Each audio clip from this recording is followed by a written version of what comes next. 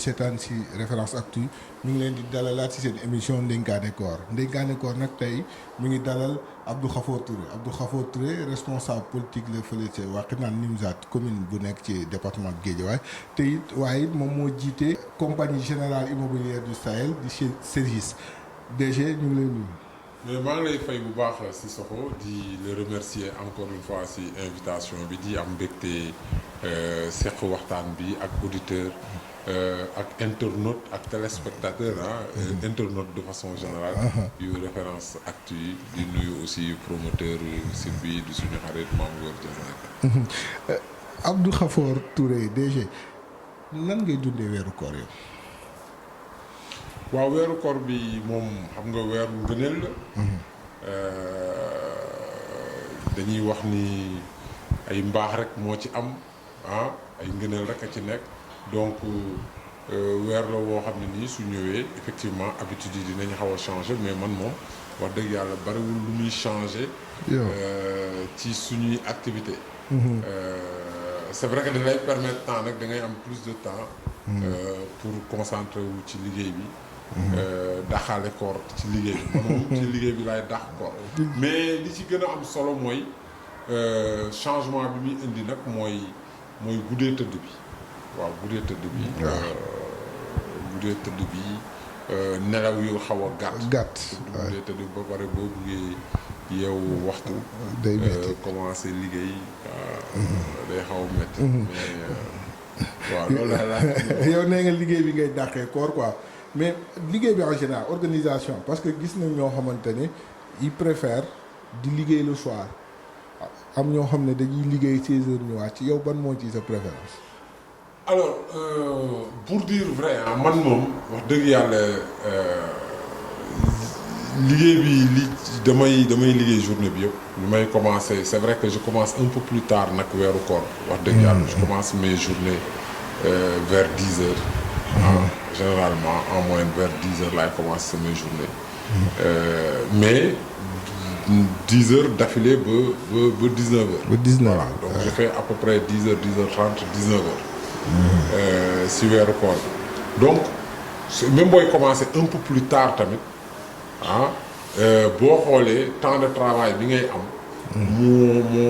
mooy même temps wala muy ëpp bu dee temps normal nga war a arrêter 13 heures 14 heures war a dem añi reprendre 15 heures 30 16 heures donc finalement donc je commence légèrement en retard plus tard le matin vers 10 heures et demie et puis et je finis à 19 heures et ensuite su ma ndogoo ba pare ay vers 23 heures ba pare li may def yëpp ay 23 heures minuit dinaa jël souvent ñëwaat tuuti ci liggéey bi pendant 1 heure 2 heures pour compléter matin mais daal loolu man sama bopp la ak sama agenda bopp mais je pense que ci liggéey bi nag moom bon réajusté nañ horaire yi tuuti jël pause bi nga xam ne nii vendredi bi ñu teel a libéré nit ñi 13 heures ñu wàcc 13 heures ngeen wàcc mais journée bu chargé boobu noonu di nga am temps pour comme nañu wax weeru koor weer boo xamante ni dañu ci namm nañ ci nit ki nafaraat diineem nafaraat ay mbindam guddi gi comme ni nga wax da ngay guddee tëdd xiyaam yi fanaanee julli wird est-ce que yooyu di nga ci xajal. non pas fanaanee julli pas fanaanee julli man taalibe Daaru Salaam la c'est vrai que weeru koor weeru jaamu yàlla la xel yi ñëpp day delluwaat ci yàlla cër yi day dellu ci yàlla ndax ñun ñi ñëpp lépp lu ñuy def dañ koy ci diine bi la ñuy concentré wu mais li am solo pour man weeru koor jaamu yàlla la jaamu yàlla par la pratique ak li yàlla digle d'abord ci julli ci ñaan ci nafar mais surtout ci solidarité surtout pour man li ma gëm ci weeru koor ci jaamu yàlla li may gën a def man nga xam ne ni man moom laa baaxee ci weeru koor di ko def depuis ma commencé liggéey ma am mooy su weeru koor weer la boo xam ne nii pour man weeru solidarité ak partage la ak néew du doole yi li nga xam ne nii yàlla wërsëgale na ko nga koy partager man loolu mooy sama plaisir ci weeru ci weeru koor. wax dëgg yàlla. plaisir bi ma gën a am bi ma gën a neex ci weeru koor mooy solidarité boobu mooy partage boobu ak néew di doole yi. c'est vrai que temps la boo xam ne nii dinaa koy consacrer. ci samedi ak dimanche. ak souvent su ma wàccee ngoon gi jëndal sama bopp mburu jëndal ak ñoo xam ne nii fexe daal ba xool seetlu ñaar ñett ñeent juróom bu nit yoo xam ne nii peut-être ñii leer na ma ni soxla nañ ko nga am loo leen bettee loo xam ne nii moo def je pense que solidarité boobu loolu ci lu am solo la ci weeru koor ak ci mais nag dañu si profité tamit yokkaat suñu àll ndax Ndakaaru lañ nekk ci activité lañ nekk à temps plein amuñu tout le temps wu demaat ci téere yi dawaat ci saar yi kawe yi dañuy moment la man su ma amee temps yenn moment la pour jëlaat téere bi nafaraat tuuti yenn saar yi loolu tamit dañ ko ciy def waaw mais bu ngoon gi man su ma reeree pare peut-être damay guddee bu ma julee gee ba pare su ma naafila wax dëgg yàlla après moom da ngay tëddi quoi. waaw dama sëriñ daal non pas tëddi man nee naa la damay guddee tëdd. da ngay guddee tëdd. mais kon yow wax nga léegi sa importance. weeru koor du ma tëdd avant 3 heures. avant 3 heures du matin wax nga léegi importance bi nga jox solidarité kon yow bokkoo ci nit ñoo célébrité yoo xam ne dañuy fësal wala dañuy politiquer ndimbal bu ñuy jox. non gënuloo man li may def politique tax ko jóg. wax dëgg yàlla li may def si weeru koor. moo tax du may bugg sax mais xam nga politique nag moom. waaw. li ñuy wax teraanga àdduna bët. mais politique moom nit ñi dañuy siwal. mbir mi mais nit ñi mën nañ ko gis mais non li may def li nga xam ne nii kenn du ko gis. loolu moo ma gënal. moo la gënal. waaw moo loolu laa ci wut. waaw. li nit ñi di gis wane ko fang. am na loo xam ne nii politique mënoo ko def te politique parce que waaye politique yi nga bokkal. yàlla may la tuuti. peut-être tolloowu leen da nga leen war a jàppale. effectivement donc te pour moment bi tamit moment wu deflante teraanga la. entre homme politique. donc yooyu dañ koy gis day fës mais li ëpp solo man li ëpp solo man par exemple fi ma dëkk. muy Wakhinane wala muy Guédiawaye muy ci jàkka yi ci nit ñi ci kër yi. ñi ko soxla. surtout. jaamu yàlla si ñi ko soxla. jaamu yàlla ci ay jaamu. waaw loolu amaana mun na day fay politique. parce que maa ngi koy def depuis fukki at ak juróom. effectivement mais sama diggante ak sama borom laa ci wut. sa diggante ak sa borom la mais beneen bi sa histoire yow ak weeru koor booy banlieue nga. waaw daa nga woor gàlle di dem géej di dem dex meew yooyu yëpp daa ngeen ko def.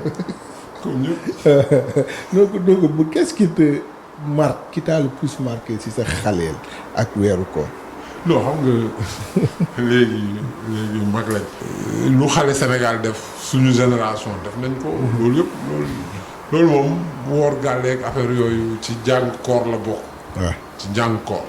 damay wax rek ci jàng koor la bokk woor gàlle. woor gàlle moom. wala pas woor gàlle sax parfois nga nekk si biir gàlle bi waaye. nga dem ba 13h dugg si waañ bi. xool ko desit am ñaari dànk am rayoon ñaari ceeb yi ñuy tàngal loolu yaa ngi ci biir kër gi. mais teewul da nga koy def. mais yooyu yëpp bon jàng koor la rek. mais loolu am jom la. parce que loolu boo amee ay 12 ans 13 ans bon damay gis nag sama doom moom muy woor te xam naa ni moom daal góobu ni dinay def woor gàlle. góobu ko mais at yi mu am man bi ma koy amee léeg-léeg ma dugg si waañ bi sàcc ñaari kudd wala ñetti kudd. affaire yooyu quoi nit ñoo si jaar. atelier woor nañ fi woor Europe xam nga bon suñ partie quand même benn partie jeunesse bi tamit Europe lañ ko passé muy environnement yoo xam ni dara bokkul tamit. wóor Europe neexul de. oui wooru Europe neexul parce que doo nekk ci environnement koor doo xam ni koor parce que koor gi dafa jafe déjà parce que yow doo gis ko koor. doo gis ko Europe dafa am particularité mun nga fa dëkk ak doo gis juma boo wëriwul juma doo gis juma wala jàkk. pour nga dugg jàkk wala juma da nga koy dem wëri. waaw da ngay wëri. parce que da ngay dugg ci dëkk peut-être sax léegi islam bi bu ñu commencé développé wu fu nekk mel ni France. mais am na ay jamono yoo xam ne nii su ñëwee ci dëkk yu mag yi ay benn jàkka benn ñaar moo fay am. donc pour nga ñun souvent bi ñuy nekk étudiant pour dem ci mosquée bi dañuy jël métro tu fais 15-20 minutes pour dem ci mosquée bi. donc doo gis foofu boo nekkee ndaw lu lay fàttali yàlla soo amul diine bu dëgër. wala irrigation bu dëgër doo fàttali. bu nekkoon ci yow balaa ngaa def lu lay fàttali yàlla. waaw doon nañ góorgóorlu di woor nag bi ñu nekkee foofu doon nañ góorgóorlu cat di woor. mais lu jafe la. lu jafe la de waaw. doon nañ góorgóorlu di woor. mais daal jafe na daa ngeen ko def. ñu ñëw suñu pàcc bu mujj ci émission bi muy wax tuuti actualité man j'aime bien bu ma toogee ak yow wax ci emploi des jeunes parce que bokk nga Sénégal ñoo xamante ne c'est des voies autorisées parce que liggéey nga ci liggéey boobu mucc ayib emploi des jeunes nit ñi ñu ngi wax emploi des jeunes 450 milliards yu président est-ce que loolu réellement mun na génne jeunesse bi nga xam ne ils sont archi majoritaires si ñàkk emploi bi fi nekk bi ñu nekkee. est-ce que mën nañu si génne oui en fait il faut question bi ñu sérieux ko neneen li nga xam ne nii président annoncé na ko aussi conseil présidentiel muy 450 milliards. di 150 milliards effort budgétaire annuel. sur les 3 ans à venir loolu effort bu am solo loo xam ne nii quand même mesure bu révolutionnaire la rare na ñu gis ko ci état suñu réew yi ñuy en Afrique donc c'est une première quand même parce que Sénégal dafa nekk pionnier en matière d'emploi des jeunes dañuy wax emploi des jeunes mais en matière de promotion socio-économique des jeunes pionnier la ci donc aujourd'hui bu président Macky Sall defee loolu aussi état Sénégal pionnier la aussi ci allocation ressources suffisantes dans le secteur de la jeunesse et de l'encadrement de la jeunesse donc c'est une innovation. Je pense que il faut ñu saluer ko ñun ñëpp Sénégal te xam ni effort yu mag a loo xam ne nii amul man gisuma en dehors du Maroc ak Tunisie yu ñu rawoon bu baax a baax te bu ma réactualiser données yi gëwma ni sax Tunisie actuellement toll nañ foofu donc dab nañ réew yooyu wala ñu raw leen en termes d'effort budgétaire donc je trouve que c'est extrêmement important il faut que ndaw ñi xam ko jeunes yi xam ko parents yi xam ko acteurs yëpp xam ko loolu nag dafay wane attachement wu ak déglu président ci mébétu ndaw ñi ak préoccupation ndaw ñi dina indi résultat yu baax parce que loolu dafa nekk loo xam ne dañ ko soxla dafa loo xam ne réew mi soxla na ko ndaw mi soxla nañ ko économie réew mi soxla na donc loolu lu baax la et il faut que sénégalais yëpp jàpp ci xam nga président mébét la am def na effort mobiliser na budget mais loxo yamul na raté ak ña koy liggéey il faut que ñun ñëpp ñu mobiliser wu ñu jàppale en quoi faisant ñu jàppale ñu am njortu yu rafet et ñu bokk gis-gis bokk benn jëm ñu xam ne lii suñu réew lañ koy defal mais Sénégal dafa metti lii waaw mais il faut que force vive yi patronat syndicat opposition parce que gis nga question emploi du question politique question politique réglé wu il y a une forte volonté politique mais c'est une question économique c'est des moyens et loo xam ne nii dañ koy luxus maintenant c'est une bonne chose maintenant affaire bi nag est-ce que doy na est-ce que réglé na problème mais damay wax ni problème bi c'est toujours le même quand man bi may jóge ci secteur bi waxoon naa ko suma xarit Birame Faye bi ma uutu woon ma ne ko ñaari défi rek moo fi nekk mooy défi allocation ressources mooy défi communication mais boo nee défi allocation ressources mooy da nga nekk réew moo xam ne nii maanaam presque 50% population 16 millions. ñu ngi am moins de 21 ans. su fekkee ni yow sa xaaju population xaaj ñaar fukki at lañ am ñaar fukki at xaaj bi 16 millions xaaj bi ñaar fukki at lañ am. waaw mais loolu mooy yow sa problème ëllëg parce que ñooñu des na leen peut-être espérance de vie juróom fukki at. mooy yow sa problème juróom fukki at yi mooy problème mu ndaw. waaw et d'autant que yow bu fekkee ni da ngay doubler sa population dans 25 ans dans 20 ans sax. kon on sera 32 millions. Voilà donc ça veut dire que bon même 2050 on sera presque 40 millions 45 millions de Sénégalais. léegi tey nga war a nekk xaaj bi donc aujourd'hui l'enjeu mooy li président def am na solo trop donc intensification bi dafa am solo allocation ressources yi parce qu'il faut nga yokk dooloo ji ak koom-koom bi bu baax a baax a baax. parce que population structure population moo mel noonu faut nga bàyyi leen xel. soo leen bàyyiwul xel concentrer budget bi jël lu bari jox leen mais doo am stabilité. parce que la question de l'emploi dañ koy wax ñun ñu ngi koy wax ñun ñuy liggéey ci secteur bi xam nga. ñu ngi koy wax tout le temps nee nañ leen du question politique amul benn parti politique bu am solution bi. yaa ngi dégg. c'est une question structurelle. c'est une question où il faut un consensus national man loolu yàgg naa ko ça fait plus de fukki at maa ngi naan c'est une question boo xam ne nii consensus national la laaj parce que il y dépend stabilité réew mi ak cohésion réew je pense que li am weer yële xaw na ko wane heureusement président déglu na bu baax mais il faut que ñu boole ñu xam ni 450 milliards yi c'est bien parce que daanaka suñu état suñu nguur presque suñu réew attan na ko ay efforts yu bare ba lañ def ak réorientation priorité. mais faut ñu yokk ko.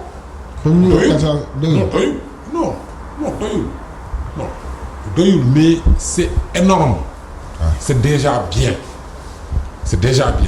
mais il faut que ñu d'abord programme bi ni ñu ko tegee programme d'urgence bi yàlla def mu antu ñu atteindre résultat yi. objectif bi pression bi président teg ak suivi hebdomadaire bi nga xam ne nii teg na ko man am naa ci yaakaar.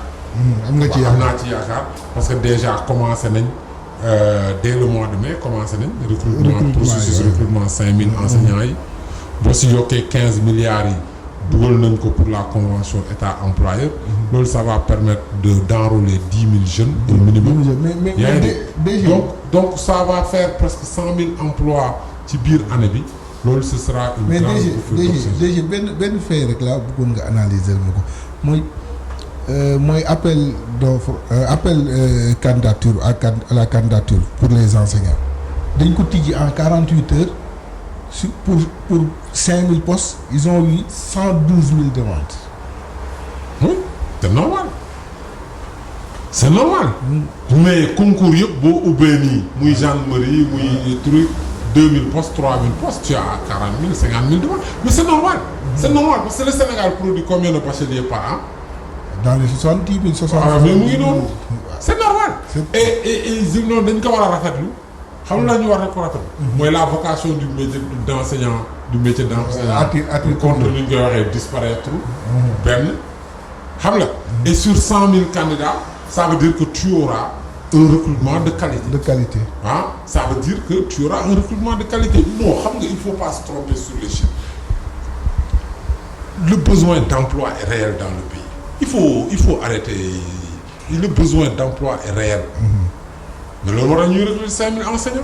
loolu moo tax ñuy recruter 65000. loolu moo tax ñu indi convention ab employeur di recruter 15000. loolu moo tax ci année 2021 bi président def effort mais 100 000 emplois. sur des efforts budgétaires, c'est-à-dire des efforts budgétaires. Sur 6 mois. Non, je veux dire, non, on va continuer.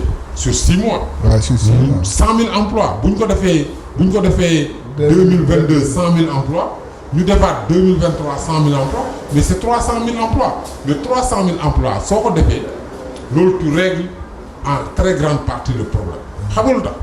Parce que tu as une économie, cette économie qui absorbe 100 000 emplois. Si tu fais des efforts par une approche keynésienne mais état bi ñëw dopé économie bi ak appuyer affaire bi xam nga ñu yokk création d'emploi bi ñu nekk autour de 100 000 économie di ko génne. état bi par ce dispositif et ces mécanismes créent 100 000. Mais on fait d'immenses efforts. Parce qu'aujourd'hui on est entre 250 les spécialistes disent 250 et 300 qui arrivent sur le marché de l'emploi. Parce que mooy li ma statistiques yi ma lay wax sànq. mënoo fi bâtir dara en dehors de la réalité. La réalité c'est quoi? Tu as 50% qui a moins de 20 ans. Tu as 70% qui ont moins de 35 ans. 70% population moins de 35 ans. Ça veut dire que plus des 2/3 de la population sénégalaise moins de 35 ans la ñu am. Mais tout le problème du pays est là. Si tu veux régler le problème du pays, il faut agir là. ñooñu il faut nga régler seen problème mu naka la ñuy def pour am xëy ñu am xëy moo leen di permettre naka la ñuy def ñu ut soxna naka la ñuy def ut soxna am doom war a xalaat am kër. Tout le problème est là. C'est ça le problème et le problème du développement et loolu du ay wax du ay caaxaan. loolu c'est la pratique, c'est l'action et c'est ce que le président est en train de faire et c'est les mesures qu'on est en train de mettre en œuvre parce que personne au Sénégal ne peut mettre plus que ce qui est en train d'être fait. amul ku ko mën a def amul ku ko mën. parce que ce qui est le programme d'urgence pour une fois on a rassemblé les plus grands experts du pays ñun nga xam ne nii politique ñu dañu tànn pour une fois de façon objective gars yi ñu laaj leen seen xalaat ñu tëju ñaari fan nit ñi génn il y a une évaluation sur les 30-40 dernières années nga xam ne ni dafa regrouper ay professeurs d'université ay économistes ay planificateurs ay acteurs de la politique de l'emploi les directeurs d'emploi des 40 dernières années donc li ñu def nii dañ ko génnee le meilleur et il faut que la question soit transpartisane. C'est pas une affaire politique. Pour une fois, il faut qu'on en fasse une cause nationale, un consensus national. ñi ñëpp président ubbi benn boîte mail boo xam ne nii boroom xalaat yi ci àdduna ñi am ku nekk Amérique Canada am xalaat nga yónnee ko mu nekk traitement direct moom ci boppam mu piloter directement le processus. Est-ce que la nga xam ne ni il a pris quand même li nga xam ne le meilleur le programme c'est la synthèse des meilleures idées des Sénégalais. C'est pas la synthèse wala programme boo xam ne ministère de l'emploi wala ministère de la jeunesse wala truc non c'est la synthèse des idées des meilleurs Sénégalais des projets de ce qui se fait de meilleur et de lan la ñu war a def pour rationaliser pour que le dispositif soit territorialisé soit sur toute l'étendue du territoire national. Je dis cette chance-là buñ ko raté vraiment on n'a jamais eu opportunité yi ñu am moyens yi ñu nar a dugal ci secteur bi te ndawu Sénégal aussi mosuñu am opportunité yi ça aussi c'est une vérité c'est pas parce que on est avec le président Macky Sall mais loolu mosul am man liggéey naa ci secteur bi lu ma juróom-ñaari at xam naa jumtukaay yi ñu yoroon di liggéey lii am ñu def ko ci secteur bi ci alal ci koom-koom yàgg nañ wax ne il faut ñu def ci alal ju bari mais mosuñu xalaat ni Sénégal dina toll bay def alal ju toll ci xelu ndaw ñi c'est très bien il faut que ñu continuer ci koom-koomu réew mi parce que budget réew comme dépense la rek xam nga dafa am loo xam ne nii comme kër dépense kër borom kër biy fayeeku am na lu jëm ci salaire am na lu jëm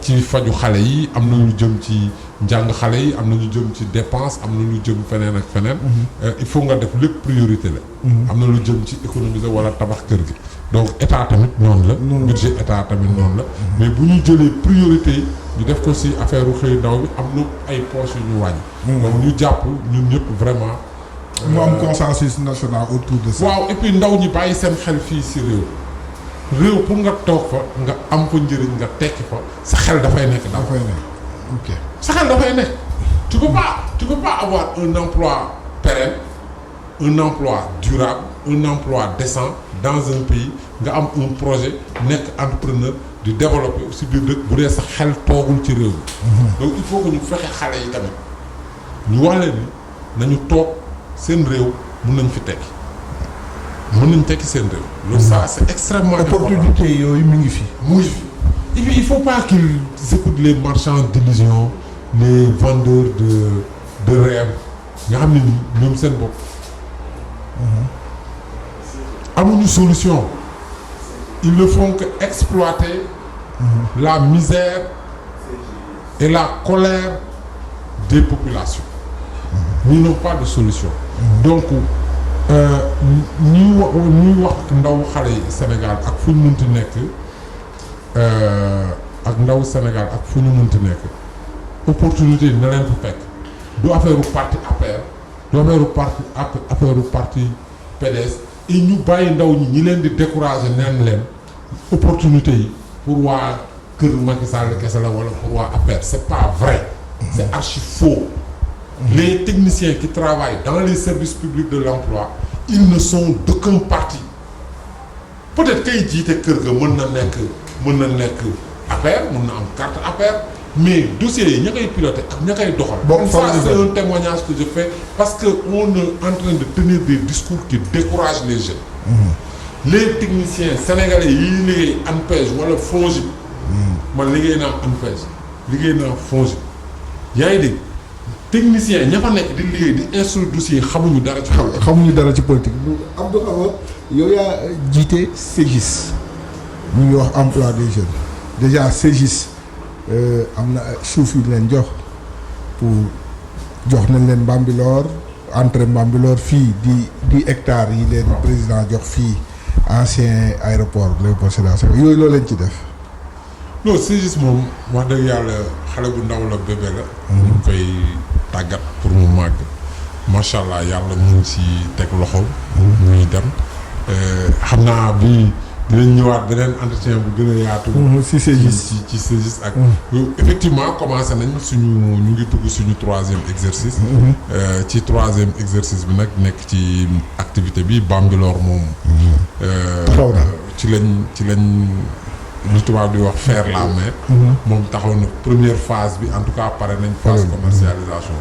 ñu ngi waajal aéroport incha allah ñu ngi koy waajal. ci lañ jublu pour nekk jaay aéroport. loolu tamit ñu ngi koy waajal. ñu ngi nekk di ci liggéey. incha allah rabbi fan yi di ñëw dinañ ci communiquer. incha allah dinañ ci communiquer. communication bu yaatu. ci wàllu aéroport bi parce que ñu ngi waajal lépp. pour teg ko mais en attendant dinañ ci jàpp tamit foofu programme yooyu fexe ba ndaw ñi gis seen bopp ñu jàppale ci président ñu jël ndaw ñi ñu liggéey déjà am na ay lu ñu programmé pour recruter ay ndaw ñu liggéey fa insha allahu rabbi ci des questions de sécurité de médiation de prévention ak yooyu yëpp quoi insha allah xam naa du ñu jeexal ak yow te du ñu wax ci Guédiawaye élection yaa ngi ñëw yaa ngi koy waajal ñun ñëpp ñu ngi koy waajal parti bi mu ngi koy waajal coalition mu ngi koy waajal waaw bu baax mu ngi koy waajal bu baax parce que responsable la si parti bi au pouvoir si coalition bi te dañu am responsabilité boobu d'abord premièrement mooy animer coalition bi animer parti bi mobiliser parti bi mobiliser coalition bi mettre en mouvement la machine je pense que élection ay séquences yu bari la donc il faut pas sauter les séquences je pense que séquence bi ñu toll mooy la séquence de la remobilisation et la séquence de l'animation et la séquence de la mise en marche de la machine séquence boobu la ñu toll donc ñu ngi ci bu baax ci séquence boobu et puis bu ñu paree yeneen séquence yi si topp yëpp incha allah rabbi bu jotee rek dinañ la ci dégg quoi li ci topp yëpp séquence yi xam politique moom yoon la incha allah mais ñu ngi koy waajal parce que Guédiawaye enjeu la Pikine enjeu la Dakar enjeu la feneen enjeu la gars yi nee na élection fépp day am locale combat yi waaw fépp day normal c'est normal parce que quand même démocratie lañ et démocratie c'est le local d'abord la démocratie locale c'est local et c'est important que ambition yi di am citoyens yi candidats indépendants yi parce que élection locale c'est pas une affaire de parti politique kese c'est pas une affaire de parti politique affaire de koñ la quoi oui c'est une affaire de koñ les indépendants doivent avoir leur mot à dire de citoyenneté parce que def lu baax ci biir koñ yi la vérité c'est pas les hommes politiques ñoo ko gën di def. non c'est vrai voilà man xam naa wax naa ni sax ay kër yoo xam ne nii ñoo xam ne nii politique yi c'est des hommes d'affaires wala yàlla wërsëgalal na leen wala ñoo xam ne nii ñu ngi foofu dëkk nañ fa ba léegi la ñuy def ci teraanga ak ci jàppale ak ci solidarité ci loo xam ne nii man defuma ko sama morom defu ko ñi ci ñuy politique te ngir yàlla kese lañ koy def donc ñooñu aussi loolu moo tax ngay gis ay ci ay localité ay def ak lu baax gars yi population yi yeewu rek élection ne ñii lañ bëgg ñu jiite ñu. Je pense que l'exemple le plus patent le Petit Gueye de Sokone. de Sokone muy falu Sokone Petit Gueye kenn xamu ko effectivement ay defam ñu ay def et devant des ténors. oui des partis politiques. et kenn xamu ko woon 3 mois avant les élections. et je pense que am na partout. je pense que loolu aussi lu ñu war a lu ñu war a rafetlu la. mais li am solo mooy ñun ñu ngi liggéey pour que coalition bi nekk victorieuse. bis buñ ko jàppee. waaw. boo jàpp moom xam nga si suñu gars yi la des quoi. bu ñu d'accord ba léegi combat am na kon daa am ñu d'accord combat. ah mais xam nga lay gars yi borom lay yu bari yi. Abdou Khabar suñu temps ji am na ñu bàyyi la nga tàggoo ak suñu internet yi la doon si. waaw maa ngi leen di gërëm defe naa gisuñu temps bi mu jàll. toujours su ko c'est un plaisir rencontrer la. waxtaan bi neex na am naa toujours bégte. pour muy waxtaan. di tàggu mbokk internet yëpp di ñaanal ñëpp kooru jàmm yàlla barkeel lépp defar lépp et puis may ñu fekkee ñu dugg ci korité bi jeexal koor gi njeexital koor bi ñu yeggale ko ci jàmm ak salaam yàlla nangu ñaan liñ ko ñaan yëpp ñangul ñu suñu jaamu yàlla parce que weeru jaamu yàlla la ñu ngi ci ndorteel gi yàlla may ñu vraiment nangul ñu suñu koor nangul suñu ñaan may Sénégal jàmm may njiitu réew mi jàmm may sénégalais yëpp jàmm may ñëpp jàmm ak salaam may ñëpp lu ñu suturloo parce que c'est extrêmement important.